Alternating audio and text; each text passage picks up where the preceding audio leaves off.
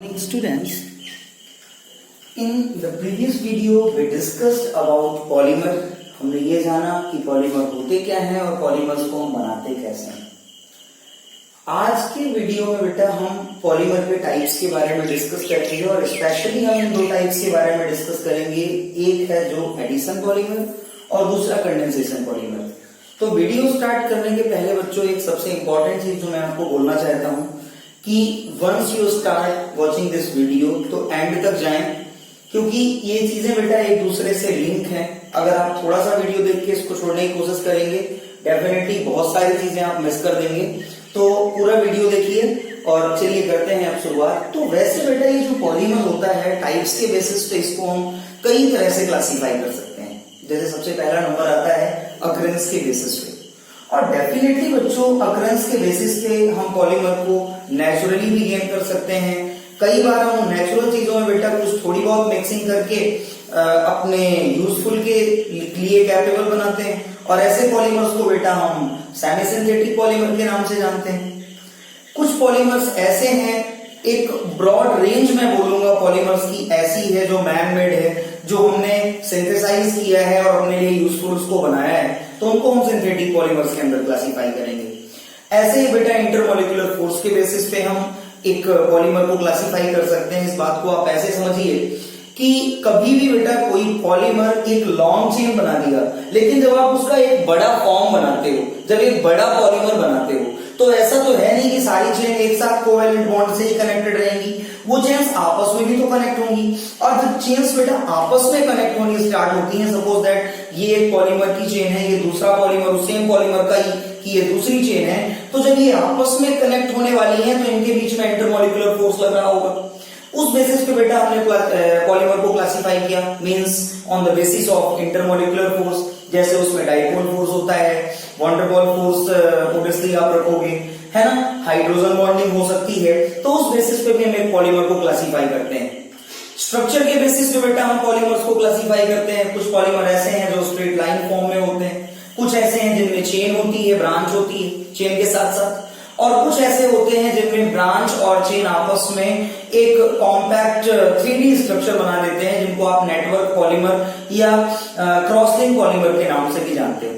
और ये जो फोर्थ बेटा आज हम डिस्कस करने जा रहे हैं बहुत इंपॉर्टेंट है, जो है कौन सा, एडिशन पॉलीमर और कंडेंसेशन पॉलीमर। तो आइए इनके बारे में बात करेंगे। सबसे पहला आज का जो हमारा टॉपिक है बच्चों, दैट इज कंडेंसेशन पॉलीमर। तो आज आइए शुरुआत करते हैं कंडेंसेशन पॉलीमर से। पहले एडिशन पॉलीमर को जानते हैं, ठीक है।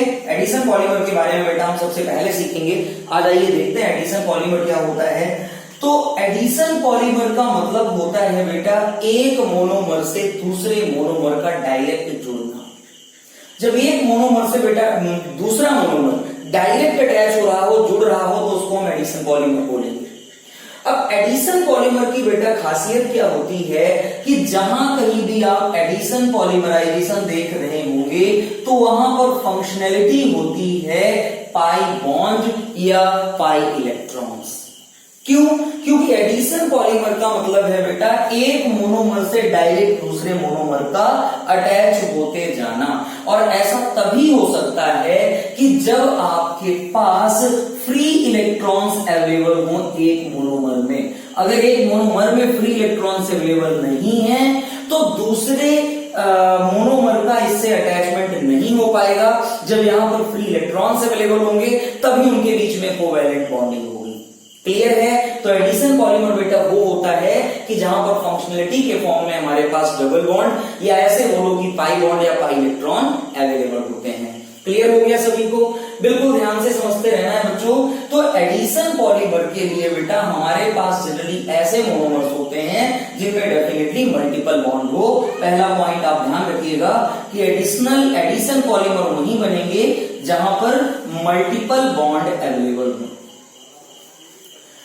अब ये जो एडिशन पॉलीमर आप बनाने जा रहे हो बेटा, बिल्कुल ध्यान से समझना है आपको।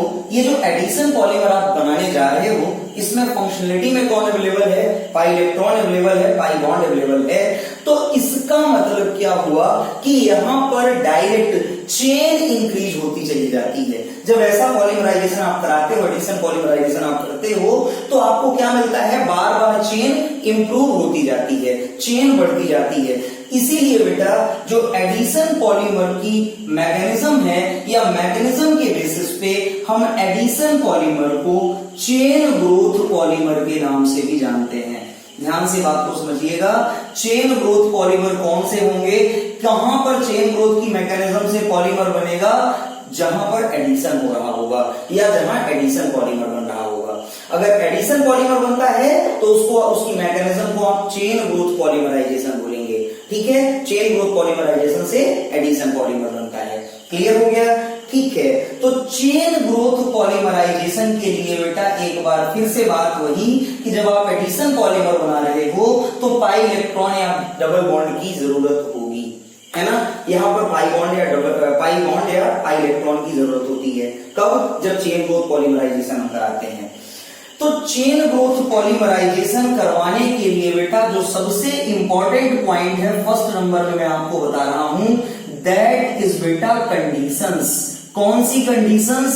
कि यहां तभी पॉलीमराइजेशन पॉसिबल है कि जब आपके पास ऑप्टिमम टेम्परेचर या प्रेशर अवेलेबल हो। ऑप्टिमम टेम्परेचर या प्रेशर की जरूरत पड़ेगी चेन ग्रोथ पॉलीमराइजेशन के लिए। दूसरा इंपॉर्टेंट पॉइंट बच्चों, चेन ग्रोथ पॉलीमराइजेशन तभी हो सकता है कि जब हमारे पास कॉमन इनिशिएटर हो। अब इसके बारे में थोड़ी सी बात करेंगे हम, ये कॉमन इनिशिएटर क्या होते हैं और इनकी जरूरत क्यों पड़ती है, हमें इसको जानना जरूरी है। मैंने बोला चेन ग्रोथ पॉलीमराइजेशन के लिए बेटा एक तो कंडीशन चाहिए, दूसरा कॉमन इनिशिएटर्स चाहिए। तो क्यों चाहिए कॉमन इनिशिएटर्स? क्योंकि जब चेन ग्रोथ पॉलीमराइजेशन होता है बेटा तो हमें फ्री इलेक्ट्रॉन की जरूरत होती है और फ्री इलेक्ट्रॉन्स हमें तभी मिलेंगे, सपोज दैट आयन या कैटायन या एनायन से भी ये पॉलीमराइजेशन हो सकता हो, तो ये कैटायंस एनायन से फ्री इलेक्ट्रॉन हमें तभी मिलेंगे जब हम रिएक्शन इंटरमीडिएट बनाएंगे। यानी एडिशन पॉलीमराइजेशन तभी होता है जब रिएक्शन इंटरमीडिएट बनता है। इंटरमीडिएट बनने के बाद हमें प्योर कंपाउंड मिलता है, प्योर पॉलीमर बनता है। ठीक है, ध्यान से समझिएगा बात को। एडिशन पॉलीमराइजेशन में रिएक्शन इंटरमीडिएट का बनना जरूरी है और जब रिएक्शन इंटरमीडिएट बनेगा तो उस रिएक्शन इंटरमीडिएट को बनाने के लिए हमें जिस चीज की जरूरत है वो बोला जाता है कॉमन इनिशिएटर। क्लियर हो गया? तो चेन ग्रोथ पॉलीमराइजेशन के लिए बेटा हम कॉमन इनिशिएटर का यूज करते हैं और कौन कौन से वो कॉमन इनिशिएटर हो सकते हैं उनके बारे में थोड़ा सा बात कर लेते हैं। ऐसी चीजें जो फ्री रेडिकल मैकेनिज्म शो कर सकती हो, जैसे डाई ऑक्सीजन, किसी भी टाइप का ऑर्गेनिक पेरोक्साइड, सबसे कॉमन हो गया उसमें बेंजेनॉइल पेरोक्साइड बच्चों, C6H5CO O2 बेंजेनॉइल पेरोक्साइड। कोई भी ऑर्गेनिक पेरोक्साइड आप यहां पर ले सकते हो, मतलब एथेनॉइल पेरोक्साइड C2H5CO O2 भी चलेगा। क्लियर हो गई बात? तो इस टाइप की चीजों को बेटा हम यहां पर कॉमन इनिशिएटर फॉर्म में यूज करते हैं। क्लियर हो गई बात? तो इससे इंपॉर्टेंट जो भी पॉइंट्स इनका आप स्क्रीनशॉट लीजिए, फिर हम इसके मैकेनिज्म की बात करते हैं। तो आइए बच्चों हम चेन ग्रोथ पॉलीमराइजेशन के बारे में समझना स्टार्ट करते हैं। चेन ग्रोथ पॉलीमराइजेशन करवाने के लिए बेटा हमें 3 टाइप की मैकेनिज्म फॉलो करना होता है।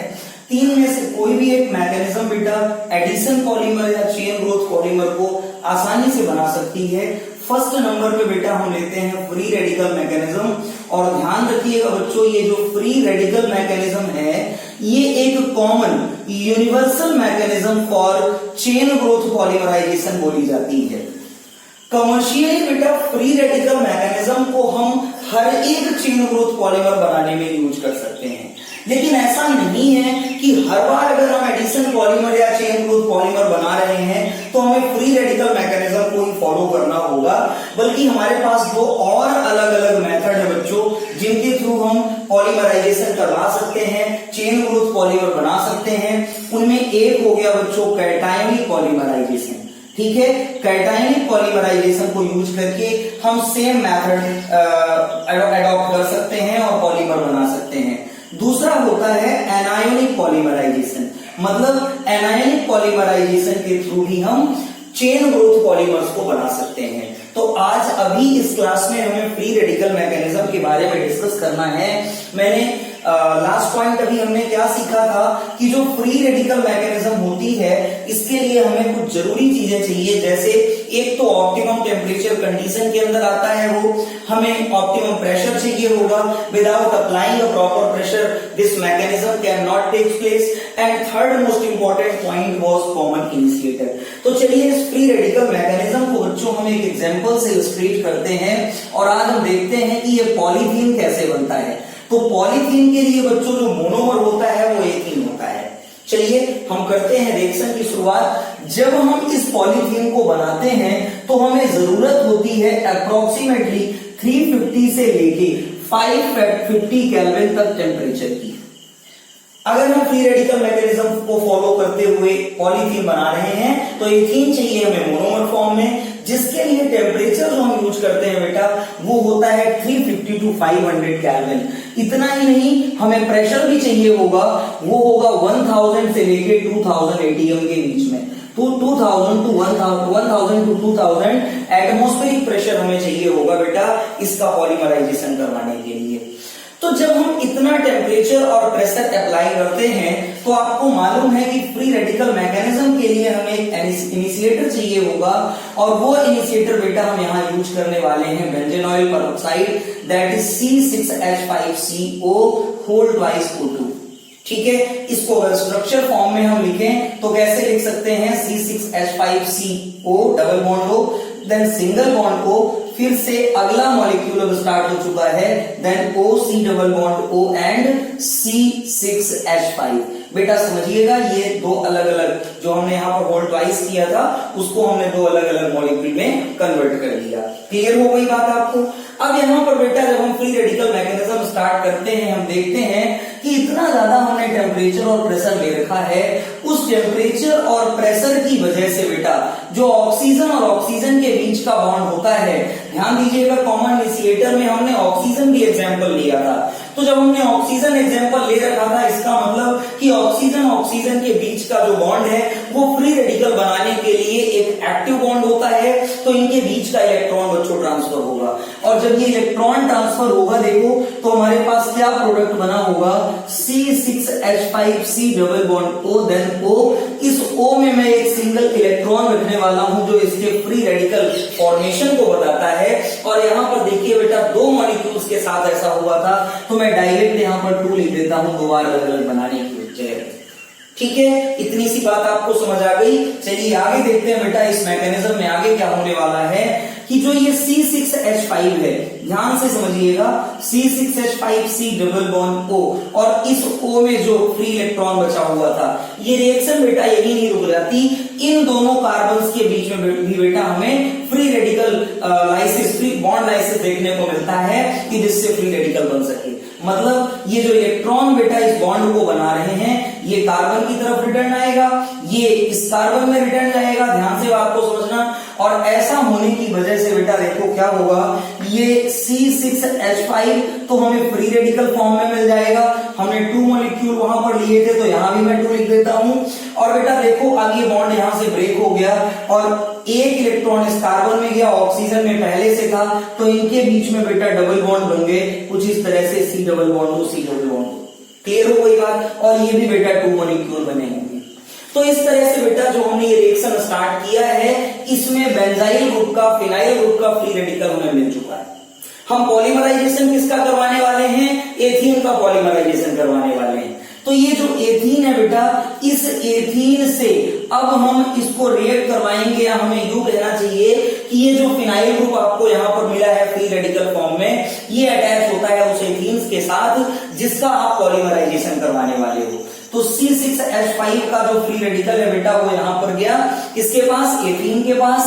इसके फ्री रेडिकल फॉर्म ने CH2 डबल बॉन्ड CH2 के बीच में जो पाई इलेक्ट्रॉन है, पाई बॉन्ड बना हुआ है, उनको ये फ्री रेडिकल के लिए प्रमोट करेगा।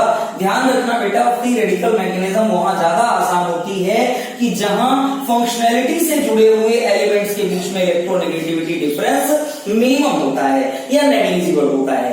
यहां पर वैसा ही है, दोनों तरफ डबल बॉन्ड के बाद CH2 है ना, तो इनकी इलेक्ट्रोनेगेटिविटी सेम होगी। और इसका मतलब ये होगा कि अब यहां पर बेटा फ्री रेडिकल का बनना कोई मुश्किल काम नहीं है, आसानी से बेटा ये इलेक्ट्रॉन CH2 में शिफ्ट होंगे। तो देखो इससे क्या प्रोडक्ट मिलेगा बेटा, हमें एक लॉन्ग चेन मिल जाएगी। C6H5 में ऑलरेडी फ्री इलेक्ट्रॉन था, इस CH2 में फ्री इलेक्ट्रॉन आ गया, जिसकी वजह से दोनों के बीच में कोवेलेंट बॉन्ड बन गए। ये इलेक्ट्रॉन और इसमें जो इलेक्ट्रॉन आया दोनों के बीच में बॉन्डिंग हो गई, ठीक है। और यहां बेटा आपके पास आ गया CH2 में फ्री इलेक्ट्रॉन। तो चेन बेटा धीरे धीरे लॉन्ग होनी स्टार्ट हो गई है। समझिएगा बात को, इस ये जो चेन बनी है बेटा, यहां पर हम इसको क्या बोल सकते हैं, बिग चेन या large chain, free radical chain भी आप इसको बोल सकते हो, large free radical chain first वाली प्रोसेस। क्लियर हो गई बात बेटा, यहां तक आपको समझ आ गया? बिल्कुल ध्यान से बात को समझिएगा। अभी बेटा केवल रिएक्शन की शुरुआत हुई है। हम जो पॉलीमराइजेशन, जिस पॉलीमराइजेशन के लिए हम मूव कर रहे हैं बेटा, जा रहे हैं, ये अभी केवल उसकी शुरुआत हुई है। और इसी वजह से बेटा हम इसको चेन इनिशिएटिंग स्टेप या इनिशिएशन स्टेप के नाम से जानते हैं। ये जो स्टेप अभी तक आपने बेटा परफॉर्म किया है, ये कौन सा स्टेप बोला जाएगा, चेन इनिशिएशन स्टेप या इनिशिएशन स्टेप। क्लियर हो गई बात? चेन इनिशिएटिंग स्टेप के बाद बेटा देखो क्या होता है कि ये जो लार्ज चेन फर्स्ट आपको मिली है, ये प्रोपोगेट करती है, मतलब कि और अधिक CH2 double bond CH2 molecule से जुड़ने लग जाती है। अब हमें इस C6H5 फ्री रेडिकल की जरूरत नहीं है, बल्कि जो फ्री रेडिकल बेटा हमारे पास बना है, कहां पर बना है, ध्यान रखिएगा, ये इनिशिएशन स्टेप यहां तक था, ठीक है। आगे अब हम प्रोपोगेशन कर रहे हैं, बिल्कुल ध्यान से समझिएगा। तो जो हमारे पास बेटा ये C6H5 CH2 फ्री रेडिकल है, समझ गए सभी? देखो ध्यान से समझना, C6H5 जो है बेटा अब आगे प्रोपोगेट नहीं करेगा, उसका काम था लार्ज चेन 1 को बना देना। आगे की जो मैकेनिज्म है, आगे की जो रिएक्शन है, उसके लिए लार्ज चेन 1 यही रिएक्शन को कंडक्ट करवाएगी। तो C6H5 CH2 single bond CH2 में बेटा ये जो फ्री रेडिकल बना हुआ है, ये अदर एथीन मॉलिक्यूल के साथ एडिशन स्टार्ट कर देता है, और एडिशन पॉलीमर तो ये है ना। तो बेटा अब यहां पर देखो, जब ये रिएक्शन स्टार्ट हुई है, तो देखो क्या प्रोडक्ट बनने वाला है, C6H5 ये तो अपनी पोजीशन में रहेगा, देन CH2 में फ्री इलेक्ट्रॉन था, लेकिन जब यहां पर बेटा फ्री रेडिकल फॉर्म हुए तो इनके बीच में बॉन्डिंग हो गई। तो अब नया प्रोडक्ट आपको क्या मिल गया, CH2, और इस CH2 के साथ यहां पर बेटा आ गया फ्री रेडिकल।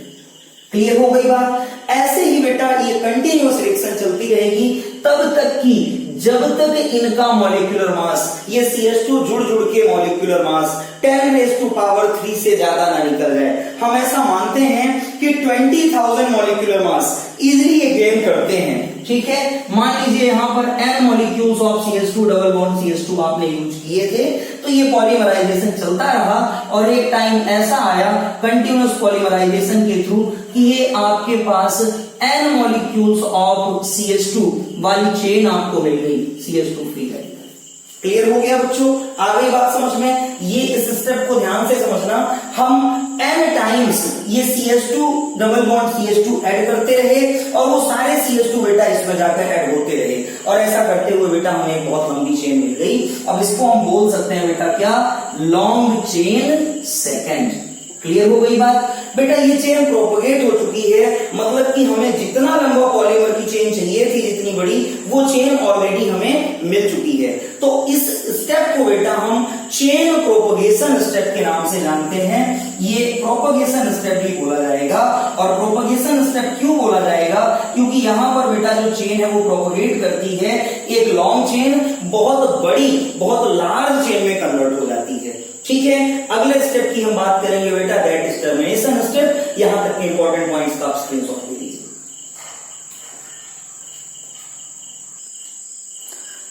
तो बच्चों अभी तक हमने ये सीख लिया कि जब हम चेन ग्रोथ पॉलीमराइजेशन करते हैं तो उसका इनिशिएशन और प्रोपोगेशन कैसे होता है।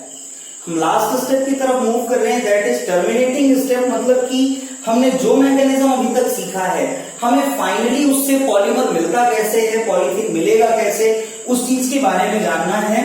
तो बेटा ऐसा है, टर्मिनेशन के लिए हमारे पास दो मेथड होते हैं, और सबसे पहला मेथड जो आपको बताने वाला हूं मैं, दैट इज एडिशन, ठीक है।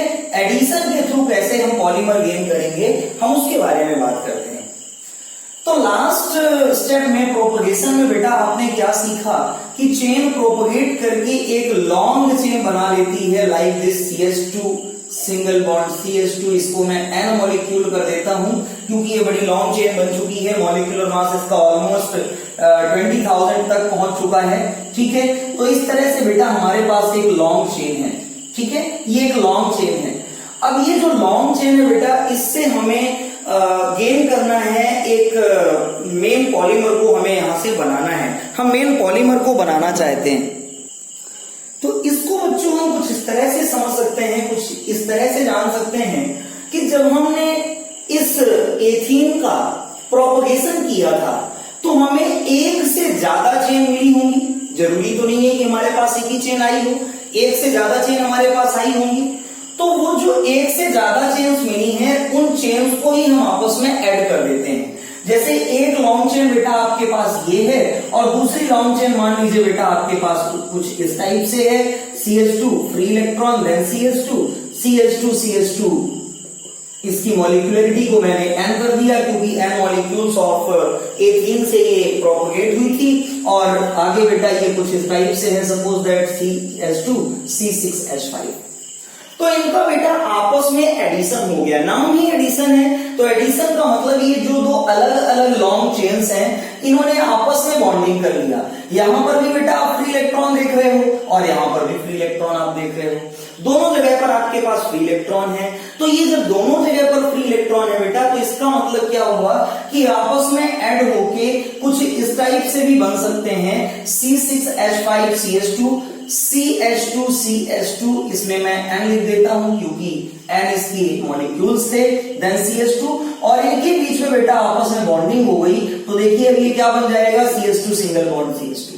बाकी वैसे की वैसी चेन बेटा कंटिन्यू हो रही है, CH2 n molecularity and CH2 C6H5।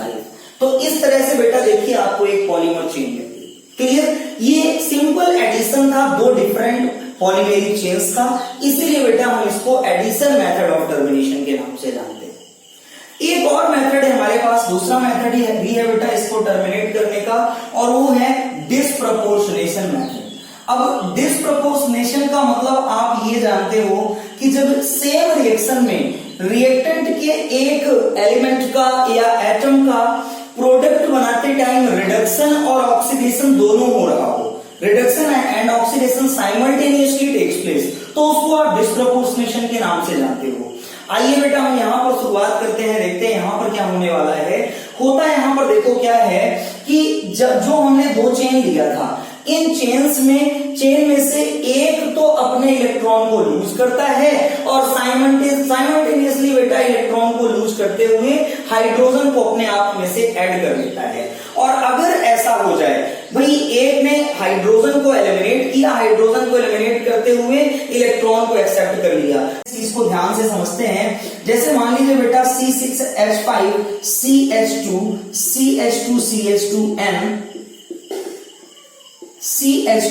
CH2 free electron, ये आपके पास एक चेन है। ध्यान से बात को समझिएगा। अब इस चेन ने अपने इस इलेक्ट्रॉन को दूसरे कार्बन के चेन को डोनेट किया। कुछ ऐसे समझिए कि ये इलेक्ट्रॉन बेटा यहां से निकल के इस जगह पर चला गया।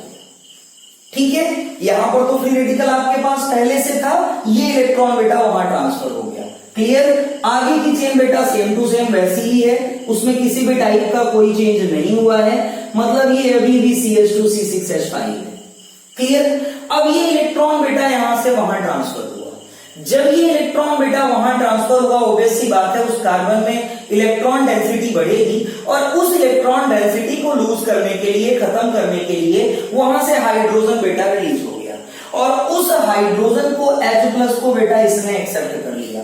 तो देखो प्रोडक्ट किस टाइप का बनेगा, जो इधर वाली चेन जिसने बेटा इलेक्ट्रॉन को डोनेट किया था, उसने अल्टीमेटली हाइड्रोजन एक्सेप्ट कर लिया। ठीक है, वहां पर हाइड्रोजन आकर लग गया, देखो कुछ इस टाइप का प्रोडक्ट बन गया CH2 CH3। क्लियर हो गई बात। सेम टाइम बेटा चलिए यहां की बात कर लेते हैं। तो जब ये इलेक्ट्रॉन वहां से गया है, इलेक्ट्रॉन को एक्सेप्ट करना बेटा अपना रिडक्शन करना होता है। वैसे जो इलेक्ट्रॉन वहां पहुंचा हुआ, इन दोनों इलेक्ट्रॉन के बीच में बॉन्डिंग हो गई और प्रोडक्ट कुछ इस तरह का बन गया CH2 double bond CH, then CH2 N CH2 C6H5। कुछ इस तरह का बेटा ये वाली चेन ने अपना फॉर्म दे दिया, इस तरह से उसका बेटा स्ट्रक्चर बन गया। अब मेरी बात को समझना है बच्चों आपको, यहां से आपने इलेक्ट्रॉन को लूज किया है, but at the same time आपने हाइड्रोजन को एक्सेप्ट करके CH3 में इसको कन्वर्ट कर लिया।